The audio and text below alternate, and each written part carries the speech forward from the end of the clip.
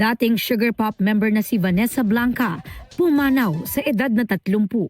Sa social media post ng kanyang pinsan, nagkaroon ng matinding traumatic brain injury si Vanessa, bunga ng aksidenteng pagkatumba.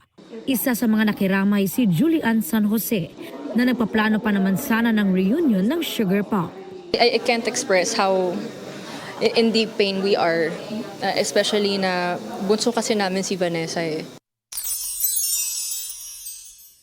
Sparkle beauty queen Roxy Smith, nagpakain ng puspin sa gitna ng masamang panahon. Gawain namin to every single day ng pandemic and I thought it's about time to start doing it again. Umani ng paghanga sa netizens ang unconditional love ni Roxy for stray animals. Gandang Gabi Vice ni Vice Ganda magbabalik. At this time, mapapanood na ito sa Kapuso Network. Super excited. Dinasal ko to winish ko.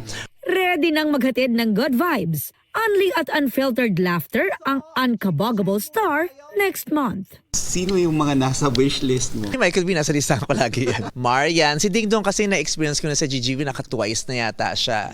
'Di ba sila? Alden, yung mga maraming sikat ng maraming sikat na Kapuso stars. Aubrey Carampel, GMA News.